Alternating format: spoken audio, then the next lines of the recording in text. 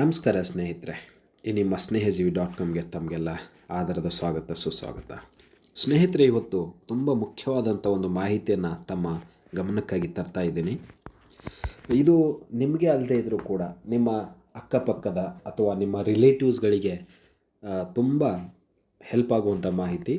ಯಾವೆಲ್ಲ ಮಕ್ಕಳಿಗೆ ತಂದೆ ಇದ್ದು ತಾಯಿ ಇಲ್ಲ, ಅಥವಾ ತಾಯಿ ಇದ್ದು ತಂದೆ ಇಲ್ಲ, ಅಥವಾ ಕೆಲವು ಮಕ್ಕಳಿಗೆ ತಂದೆ ತಾಯಿ ಇಬ್ಬರು ಕೂಡ ಮರಣವನ್ನು ಹೊಂದಿದ್ದಾರೆ, ಅಥವಾ ಕೆಲವೊಂದು ಮಕ್ಕಳು ತುಂಬ ಶೋಷಣೆಗೊಳಗಾಗಿದ್ದಾರೆ, ಅಂಥ ಮಕ್ಕಳಿಗೆ ಸರ್ಕಾರದಿಂದ ಪ್ರತಿ ತಿಂಗಳು 4,000 ರೂಪಾಯಿಗಳು ಬರ್ತವೆ. ಅದು ಹೇಗೆ, ಏನು, ಯಾವ ಕಂಡೀಷನಲ್ಲಿದ್ದಾಗ ಬರುತ್ತೆ, ಮತ್ತು ಅದಕ್ಕೆ ಬೇಕಾಗುವಂಥ ಎಲ್ಲ ದಾಖಲೆಗಳನ್ನು ನಾನು ಈ ಒಂದು ವಿಡಿಯೋಗಳಲ್ಲಿ ತಮ್ಮ ಜೊತೆ ಹಂಚ್ಕೊಳ್ತಾ ಇದ್ದೀನಿ. ವಿಡಿಯೋ ಸ್ವಲ್ಪ ಲೆಂದಿ ಆದರೂ ಪರವಾಗಿಲ್ಲ, ದಯವಿಟ್ಟು ಸ್ಕಿಪ್ ಮಾಡದೆ ಕೊನೆವರೆಗೂ ವಿಡಿಯೋನ ನೋಡಿ ಈ ಒಂದು ಅವಕಾಶ, ಈ ಒಂದು ಸಂದರ್ಭವನ್ನು ಸದುಪಯೋಗನ ಪಡ್ಕೊಳ್ರಿ ಅಂತ ತಮ್ಮೆಲ್ಲರಿಗೂ ಹೇಳ್ತಾ ಇದ್ದೀನಿ. ಸ್ನೇಹಿತರೆ, ಮಹಿಳಾ ಮತ್ತು ಮಕ್ಕಳ ಅಭಿವೃದ್ಧಿ ಇಲಾಖೆಯಿಂದ ಜಿಲ್ಲಾ ಮಕ್ಕಳ ರಕ್ಷಣಾ ಕಾರ್ಯಾಲಯ ಮತ್ತು ಜಿಲ್ಲಾ ಮಕ್ಕಳ ರಕ್ಷಣಾ ಘಟಕ ಅಂತ ಪ್ರತಿಯೊಂದು ಜಿಲ್ಲೆ ಒಳಗಡೆ ಮಕ್ಕಳಿಗಾಗಿ, ಮಕ್ಕಳ ಹಿತರಕ್ಷಣೆಗಾಗಿ ಒಂದು ನಿಗಮವಿದೆ, ಒಂದು ಘಟಕ ಇದೆ.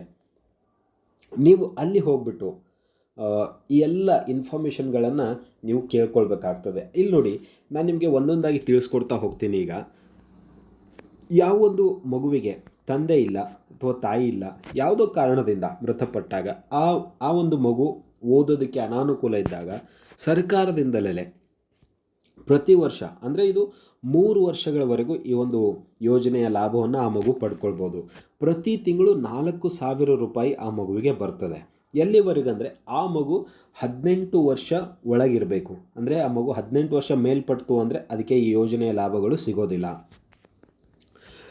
RTE ಉಚಿತ ಹಾಗೂ ಕಡ್ಡಾಯ ಶಿಕ್ಷಣ ಕಾಯ್ದೆ ಅಡಿ ಭಾರತ ಸಂವಿಧಾನದ 21A ಕಾಯ್ದೆ ಅಡಿ ಉಚಿತ ಶಿಕ್ಷಣ ನೀಡುವ ಮಗುವಿನ ಮೂಲಭೂತ ಹಕ್ಕಾಗಿರೋದರಿಂದ 6 ರಿಂದ 14 ವರ್ಷದೊಳಗಿನ ಮಕ್ಕಳಿಗೆ ನಾವು ಉಚಿತವಾಗಿ ಶಿಕ್ಷಣ ಜಾರಿ ಇದೆ. ಸೊ ಹೀಗಾಗಿ ಏಕಪೋಷಕ, ಅಂದರೆ ನಾವು ಸಿಂಗಲ್ ಪೇರೆಂಟ್ ಅಂತ ಏನು ಕರಿತೀವಿ, ಯಾವ ಮಗುವಿಗೆ ತಂದೆ ತಾಯಿ ತೀರ್ಕೊಂಡಾಗ, ಅಥವಾ ಒಂದೇ ತಂದೆ ಇದ್ದು ತಾಯಿ ಇಲ್ಲ, ತಾಯಿ ಇದ್ದು ತಂದೆ ಇಲ್ಲ, ಅಂಥ ಮಕ್ಕಳಿಗೆ ಓದೋದಕ್ಕೆ ಅನುಕೂಲ ಆಗಲಿ ಅಂತ PUC, ದ್ವಿತೀಯ PUCವರೆಗೂ, ಅಂದರೆ ಮಗು 18 ವರ್ಷ ಮುಟ್ಟೋವರೆಗೂ ಆ ಮಗುವಿಗೆ ಈ ಒಂದು ಯೋಜನೆಯ ಲಾಭವನ್ನು ಅವರು ಕೊಡ್ತಾ ಇದ್ದಾರೆ. ಯಾವ್ಯಾವ ಮಕ್ಕಳಿಗೆ ಬೇಕು ನೋಡಿ, ಸರಿಯಾಗಿ ಕೇಳಿಸ್ಕೊಳ್ತಾ ಹೋಗಿ. ಮಕ್ಕಳ ಪಾಲನಾ ಸಂಸ್ಥೆಯಲ್ಲಿ 6 ತಿಂಗಳವರೆಗೆ ದಾಖಲಾತಿ ಹೊಂದಿ ಪೋಷಣೆ ಮತ್ತು ರಕ್ಷಣೆ ಪಡೆದಿರುವ ಮಕ್ಕಳು, ಇವರಿಗೂ ಕೂಡ ಈ ಒಂದು ಲಾಭ ಇರುತ್ತೆ. ಅಂದರೆ ನಾವು ಚೈಲ್ಡ್ ಕೇರ್ ಸೆಂಟರ್ಗೆ ಕೊಡ್ತೀವಿ, ತಂದೆ ತಾಯಿ ಇಲ್ಲ ಅಂತ ಅಥವಾ ಅನಾಥ ಮಗು ಅಂತ ಕೊಟ್ಟಿರ್ತೀವಲ್ಲ, ಸೊ ಅಂಥ ಮಕ್ಕಳಿಗೂ ಕೂಡ ಇದು ಲಭಿಸ್ತದೆ. ಮತ್ತು ಮುಂದೆ ತಂದೆ ಇಲ್ಲದ ಮಕ್ಕಳು ಅಥವಾ ತಾಯಿ ಇಲ್ಲದ ಮಕ್ಕಳು, ಹಾಗೆ ಅನಾಥ ಮಕ್ಕಳು, ತಾಯಿ ವಿಚ್ಛೇದಿತೆ ಅಂದರೆ ಡಿವೋರ್ಸ್ ಆದಂಥ ತಂದೆ ಅಥವಾ ತಾಯಿ ಇರುವಂಥ ಮಕ್ಕಳು, ಅಥವಾ ತಾಯಿ ಅಥವಾ ಮಗು ಕುಟುಂಬದಿಂದ ದೂರ ಹೋದಂಥ ಮಗು, ಅದಕ್ಕೂ ಕೂಡ ಈ ಯೋಜನೆ ಲಾಭ ಸಿಗ್ತದೆ. ಹಾಗೆ ಆರ್ಥಿಕವಾಗಿ ಕಡು ಬಡತನದ ಏಕಪೋಷಕ ಮಕ್ಕಳು, ಭಾಳಷ್ಟು ಬಡತನದಲ್ಲಿರುವಂಥ ಮಕ್ಕಳಿಗೂ ಕೂಡ ತಂದೆ ತೀರ್ಕೊಂಡಾಗ ತಾಯಿ ಒಬ್ಬಳೇ ಆಗ್ತಾಳೆ, ಮಕ್ಕಳನ್ನು ಸಾಕೋದು ಹೇಗೆ ಅಂತ ಅಂಥವರಿಗೂ ಕೂಡ ಈ ಯೋಜನೆ ಲಾಭ ಸಿಗ್ತದೆ ಬಂಧುಗಳೇ.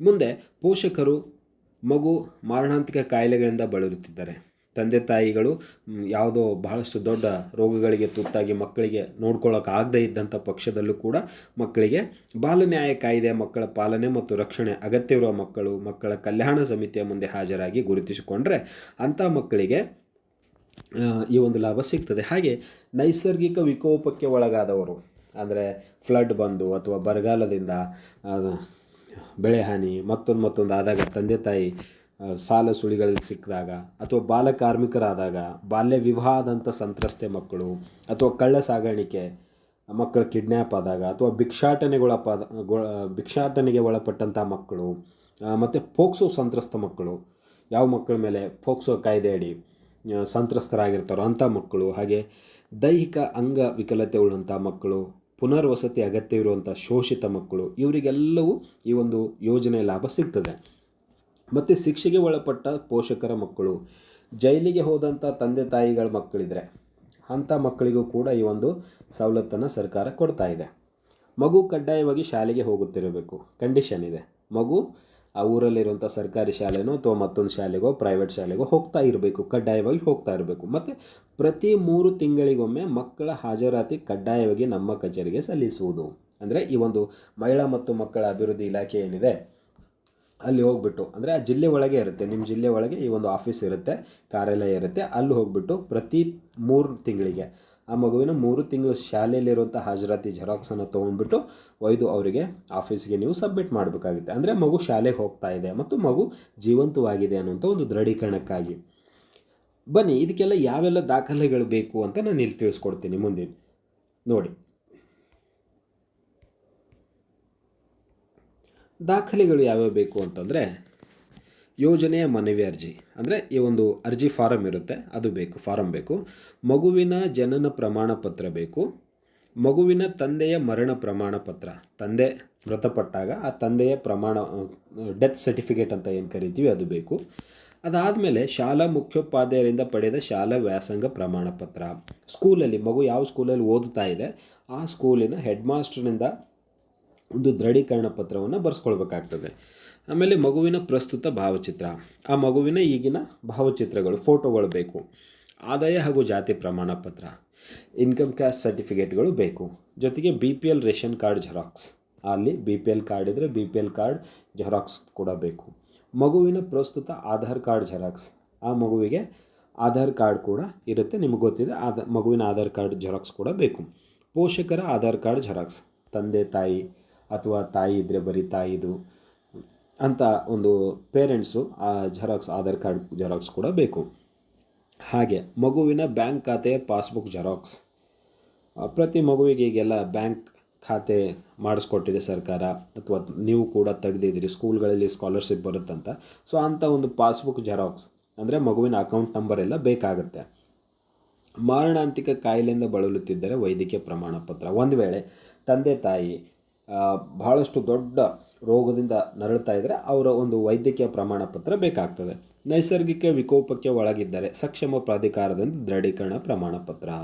ನೈಸರ್ಗಿಕ ವಿಕೋಪ, ಭೂಕಂಪ ಆಗಿಯೋ ಅಥವಾ ಪ್ರವಾಹ ಬಂದೋ ಅವರು ಹಾನಿಗೊಳಗಾಗಿದ್ದರೆ ಅದರದ್ದೊಂದು ಪ್ರೂಫ್ ಅಂತ ಒಂದು ಪ್ರಮಾಣ ಪತ್ರ ಬೇಕು. ಶಿಕ್ಷೆಗೆ ಒಳಪಟ್ಟ ಪೋಷಕರಿದ್ದಲ್ಲಿ ನ್ಯಾಯಾಲಯದ ಆದೇಶ ಪ್ರತಿ, ಒಂದು ವೇಳೆ ಮಗು ಪೋಷಕರು ಜೈಲಲ್ಲಿದ್ದರೆ ಮಗುವನ್ನು ನೋಡ್ಕೊಳ್ಳೋರು ಯಾರಿಲ್ಲ ಅಂತಂದರೆ ಅಂಥ ಪಕ್ಷದಲ್ಲಿ ಅಂಥ ಒಂದು ಪೇರೆಂಟ್ಸ್ಗಳು ನ್ಯಾಯಾಲಯದಿಂದ ಒಂದು ಆದೇಶ ಪ್ರತಿಯನ್ನು ಪಡ್ಕೊಳ್ಬೇಕಾಗ್ತದೆ. ಸೊ ಇಷ್ಟೆಲ್ಲ ದಾಖಲೆಗಳನ್ನು ತೊಗೊಂಡ್ಬಿಟ್ಟು ತಾವು ಜಿಲ್ಲಾ ಮಕ್ಕಳ ರಕ್ಷಣಾ ಘಟಕಕ್ಕೆ ಹೋದರೆ ಅಲ್ಲಿ ನಿಮಗೆ ಇದನ್ನು ತೊಗೊಂಡ್ಬಿಟ್ಟು ಫಾರ್ಮನ್ನು ತುಂಬಿಸ್ಬಿಟ್ಟು ಅದನ್ನು ಎಲ್ಲಿ ಕೊಡಬೇಕು ಮತ್ತು ಮುಂದಿನ ಪ್ರೋಸೆಸ್ ಏನಂತ ನಿಮಗೆ ಹೇಳ್ತಾರೆ. ಈಗ ಫಾರಮ್ ಹೇಗಿರುತ್ತೆ ಅಂತ ನೋಡೋಣ. ಈ ಥರದೊಂದು ಪ್ರಿಂಟೆಡ್ ಫಾರಮ್ ಇರುತ್ತೆ, ನೀವು ಆ ಒಂದು ಜಿಲ್ಲಾ ಮಕ್ಕಳ ರಕ್ಷಣಾ ಕಾರ್ಯಾಲಯದಲ್ಲಿ ಇದನ್ನು ಪಡ್ಕೊಳ್ತೀರಿ. ವಿದ್ಯಾರ್ಥಿ ಹೆಸರು ಇರುತ್ತೆ, ಮಗುವಿನ ಹೆಸರು ಇರುತ್ತೆ, ಇಂಥವ್ರ ಮಗ ಇಂಥವ್ರ ಮಗಳು ಅಂತ ಇರುತ್ತೆ, ತಂದೆ ಹೆಸರು, ತಾಯಿ ಹೆಸರು, ಪೋಷಕರ ಹೆಸರು, ವಿಳಾಸ, ಆಮೇಲೆ ನಿಮಗೆ ಯಾವ ಒಂದು ತುರ್ತು ಸಂದರ್ಭದಲ್ಲಿ ಸಂಪರ್ಕಿಸಬೇಕು ಅನ್ನುವಂಥ ಒಂದು ನಂಬರ್ ಇರುತ್ತೆ, ಮಗು ಹುಟ್ಟಿದ ದಿನಾಂಕ, ವಯಸ್ಸು, ಶಾಲೆ ಹೆಸರು, ಈಗ ಪ್ರಸ್ತುತವಾಗಿ ಯಾವ ಕ್ಲಾಸಲ್ಲಿ ಮಗು ಓದ್ತಾ ಇದೆ ಅಂತ, ಯಾವ ವರ್ಗಕ್ಕೆ, ಅಂದರೆ ಏನೆಲ್ಲ ನಿಮಗೆ ದಾಖಲಾತಿಗಳು ಕೇಳಿದಾರೋ ಅದೆಲ್ಲವನ್ನು ಇಲ್ಲಿ ನೀವು ದೃಢೀಕರಿಸಬೇಕಾಗುತ್ತೆ, ಇಲ್ಲಿ ಬರೀಬೇಕಾಗುತ್ತೆ ಒಂದು ಸಲ.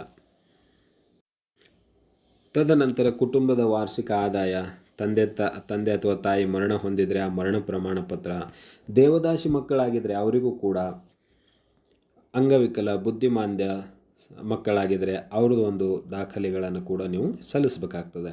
ಪಾಲಕರು ಜೈಲಿನಲ್ಲಿದ್ದ ಪಕ್ಷದಲ್ಲಿ FIR, ನ್ಯಾಯಾಲಯದ ಆದೇಶ, ಆ ಕಾಪಿಗಳನ್ನು ಕೂಡ ನೀವು ಇಲ್ಲಿ ಹಚ್ಚಬೇಕಾಗ್ತದೆ. ನೆರೆ ಹಾವಳಿಗೊಳಪಟ್ಟ ಮಕ್ಕಳಾಗಿದ್ದಲ್ಲಿ, ಅಂದರೆ ಅದೇ ನಾವು ಹೇಳಿದ್ವಲ್ಲ, ವಿಕೋಪಗಳಾದಂಥ ಪೇರೆಂಟ್ಸ್ಗಳಿದ್ದಲ್ಲಿ ಆ ದಾಖಲೆಗಳನ್ನು ಕೂಡ ಹಚ್ಚಬೇಕು. ಹಿಂದಿನ ವರ್ಷ ಸಹಾಯಧನ ಪಡೆದಿದ್ದೀರಾ, ನೀವು ಹಿಂದಿನ ವರ್ಷ ಕೂಡ ಇದನ್ನು ಸಹಾಯಧನ ಪಡೆದಿದ್ದೀರಾ ಅಂತ, ಹೌದಾದರೆ ಹೌದನ್ನೇ, ಇಲ್ಲ ಅಂದರೆ ಇಲ್ಲ ಅಂತ ಅಂದ್ಕೊಳ್ಳಿ. ಇತರೆ ಲಗತ್ತುಗಳು, ರೇಷನ್ ಕಾರ್ಡು, ಚುನಾವಣೆ ಚೀಟಿ, ಆಧಾರ್ ಕಾರ್ಡ್ ಇತ್ಯಾದಿ, ಅಂದರೆ ಯಾವುದೆಲ್ಲ ನಿಮಗೆ ಪೇರೆಂಟ್ಸು ಅಥವಾ ನಿಮ್ಮದು ರೇಷನ್ ಕಾರ್ಡು, ನಿಮ್ಮ ಎಲೆಕ್ಷನ್ ಕಾರ್ಡು ಇರುತ್ತೋ ಅದನ್ನು ನೀವು ಹಚ್ಚಬೇಕಾಗ್ತದೆ. ಸೊ ಇಷ್ಟೆಲ್ಲ ಆದಮೇಲೆ ವಿದ್ಯಾರ್ಥಿಯ ಸಹಿ, ತಂದೆ ತಾಯಿಗಳ ಸಹಿ, ದಿನಾಂಕ ಎಲ್ಲ ಆದಮೇಲೆ ಶಾಲಾ ದೃಢೀಕರಣ ಪತ್ರ ಇರುತ್ತೆ.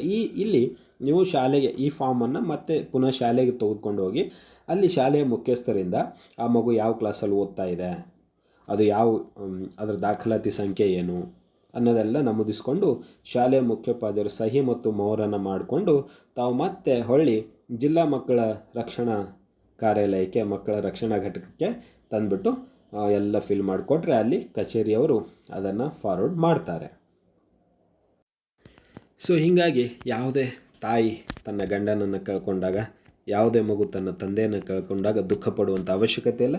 ಇಷ್ಟೆಲ್ಲ ಮಾಹಿತಿಗಳು ತಮಗೆ ಅನುಕೂಲವಾಗ್ತದೆ ಅಂತ ನಾನು ಭಾವಿಸ್ತಾ ಇದ್ದೀನಿ. ಸೊ ಇದರ ಉಪಯೋಗನ ತಾವು ಪಡ್ಕೋಬೇಕು. ಸ್ಕೂಲ್ ಪ್ರೈವೇಟ್ ಆದರೂ ಓಕೆ, ಗೌರ್ನಮೆಂಟ್ ಆದರೂ ಓಕೆ, ಒಂದು ಸಲ ನಿಮ್ಮ ಜಿಲ್ಲಾ ಮಹಿಳಾ ಮತ್ತು ಮಕ್ಕಳ ಅಭಿವೃದ್ಧಿ ಇಲಾಖೆಯ ಜಿಲ್ಲಾ ಘಟಕಕ್ಕೆ ಅಂದರೆ ಮಕ್ಕಳ ರಕ್ಷಣಾ ಘಟಕಕ್ಕೆ ಭೇಟಿ ಕೊಟ್ಟು ಇದರ ಸದುಪಯೋಗನ ಪಡ್ಕೊಳ್ಳಿ. ನಿಮಗೆ ಅದರದ ಕಾಂಟ್ಯಾಕ್ಟ್ ನಂಬರ್ ಕೂಡ ನಿಮಗೆ ನಾನು ಡಿಸ್ಕ್ರಿಪ್ಷನ್ ಬಾಕ್ಸಲ್ಲಿ ಹಾಕ್ತೀನಿ. ನಾನು ಸದ್ಯ ಕಲಬುರಗಿ ಜಿಲ್ಲೆದು ಹಾಕಿದ್ದೀನಿ. ನೀವು ಗೂಗಲ್ ಮಾಡಿಕೊಂಡ್ರೆ ನಿಮಗೆ ಪ್ರತಿ ನಿಮ್ಮ ಜಿಲ್ಲೆಯ ಒಂದು ಮಾಹಿತಿಯನ್ನು ಇಲ್ಲಿ ತಮಗೆ ಸಿಗ್ತದೆ ಅಂತ ಹೇಳ್ತಾ ಇದ್ದೀನಿ. ವಿಡಿಯೋ ಇಷ್ಟ ಆದರೆ ವಿಡಿಯೋ ಅವಶ್ಯಕತೆ ಇರೋರಿಗೆ ದಯವಿಟ್ಟು ಶೇರ್ ಮಾಡೋದನ್ನು ಮರೆಯೋಕ್ಕೆ ಹೋಗಬೇಡಿ. ಒಂದು ಲೈಕ್ ಕೊಟ್ಟರೆ ನಾನು ಮತ್ತಷ್ಟು ವಿಡಿಯೋ ಮಾಡೋದಕ್ಕೆ ನನಗೂ ಕೂಡ ಪ್ರೋತ್ಸಾಹ ಸಿಗ್ತದೆ. ಮತ್ತು ಏನಾದರೂ ಕುಂದುಕೊರತೆಗಳಿದ್ದರೆ ಕಮೆಂಟ್ ಬಾಕ್ಸಲ್ಲಿ ತಿಳಿಸಿ. ಆ ಒಂದು ಪ್ರಶ್ನೆಗಳಿಗೆ ಉತ್ತರಿಸುವಂಥ ಮನೋಭಾವ ನನ್ನದಿದೆ. ನಾನು ಪ್ರಶ್ನೆಗಳಿಗೆ ಉತ್ತರ ಕೂಡ ಕೊಡ್ತೀನಿ ಅಂತ ಹೇಳ್ತಾ ಇದ್ದೀನಿ. ಧನ್ಯವಾದಗಳು.